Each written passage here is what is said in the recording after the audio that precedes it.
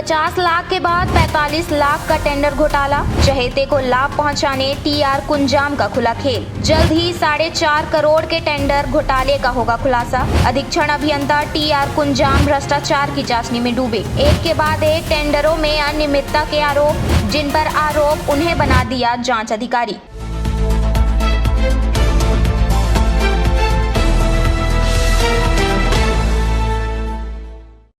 जिसने भ्रष्टाचार किया हो उसे ही अगर जांच करने के आदेश दे दिए जाएं तो क्या होगा?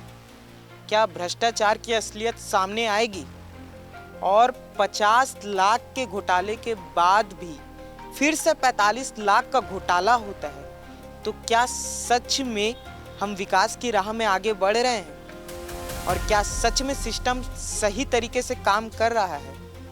सवाल उठता है कि आखिरकार छत्तीसगढ़ के पीडब्ल्यूडी विभाग में चल क्या रहा है? लगातार टेंडर प्रक्रिया में घोटाले के मामले उजागर हो रहे हैं। पहले जहां 50 लाख के घोटाले का मामला उजागर हुआ था, तो अब एक बार फिर 45 लाख के घोटाले का मामला सामने आया है।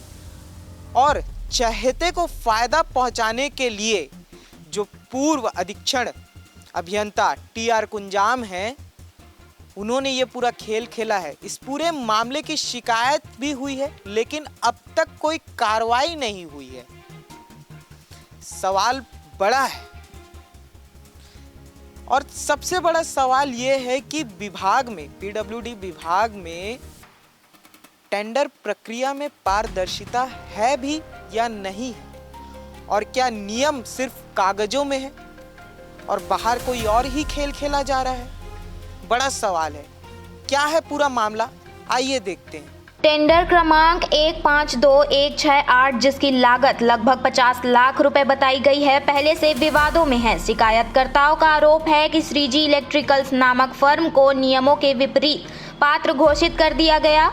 अधीक्षण अभियंता टीआर कुंजाम की नोटशीट में उल्लेख किया गया कि संबंधित फर्म ने उद्यम रजिस्ट्रेशन प्रमाण पत्र प्रस्तुत किया है। इसी आधार पर फर्म को सीजीपीडब्ल्यूडी पंजीयन और इलेक्ट्रिकल लाइसेंस की अनिवार्यता से छूट देकर टेंडर में पात्र घोषित कर दिया गया। हालांकि शिकायतकर्ताओं का दावा है कि टेंडर दस्तावेजों में ऐसा कोई उद्यम रजिस्ट्रेशन प्रमाण पत्र मौजूद ही नहीं था। बड़ा सवाल यह उठता है कि नोटशीट में प्रमाण पत्र का उल्लेख किस आधार पर किया गया और बिना आवश्यक दस्तावेज के फर्म को पात्र कैसे घोषित कर दिया गया। इतना ही नहीं, श्रीजी इलेक्ट्रिकल का नाम काटकर दूसरी फर्म फॉर्चून अंश को कार्यादेश जारी कर दिया और 50 लाख का भुगतान भी कर दिया। इस पूरे मामले में एक और बड़ा सवाल जांच प्रक्रिया को लेकर उठ रहा है। आरोप है कि जिन अधिकारियों की भूमिका पर सवाल उठाए गए, जांच की जिम्मेदारी भी उन्हीं अधिकारियों को सौंप दी गई। ऐसे में निष्पक्ष जांच कैसे संभव होगी? 50 लाख के बाद अब 45 लाख के टेंडर घोटाले का खुलासा हुआ है। पूर्व अधीक्षण अभियंता टीआर कुंजाम के खिलाफ प्रमुख अभियंता को लिखित शिकायत भेजकर टेंडर प्रक्रिया में नियमों की अनदेखी और वित्तीय अनियमितताओं के आरोप लगाए गए हैं।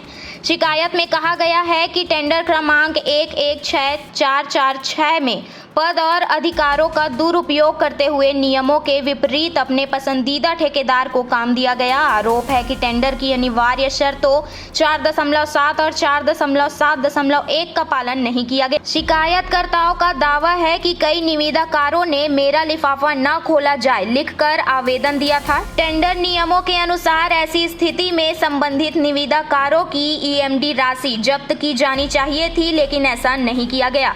शिकायत में कहा गया कि इस टेंडर में कुल 12 निविदाकारों ने भाग लिया था। इनमें से 10 ने अपने लिफाफे नहीं खोलने का आवेदन दिया, जबकि केवल 2 निविदाओं को खोला गया। आरोप है कि कुछ ठेकेदारों ने एक ही आवेदन में 2, 4 और 6 अलग अलग टेंडरों के लिफाफे नहीं खोलने का अनुरोध किया और विभाग ने इसे स्वीकार भी कर लिया।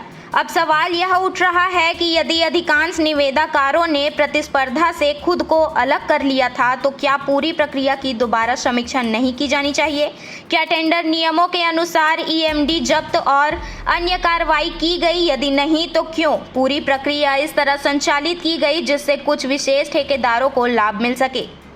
फिलहाल इस पूरे मामले में पूर्व अधीक्षण अभियंता टीआर कुंजाम, लोक निर्माण विभाग या राज्य सरकार की ओर से कोई आधिकारिक प्रतिक्रिया सामने नहीं आई है। लेकिन जाते जाते हम आपको बता दें कि अगले पार्ट में हम 4 करोड़ 20 लाख रुपए के अलग अलग 8 टेंडरों में हुए अनियमितताओं का जल्द ही पर्दाफाश करेंगे।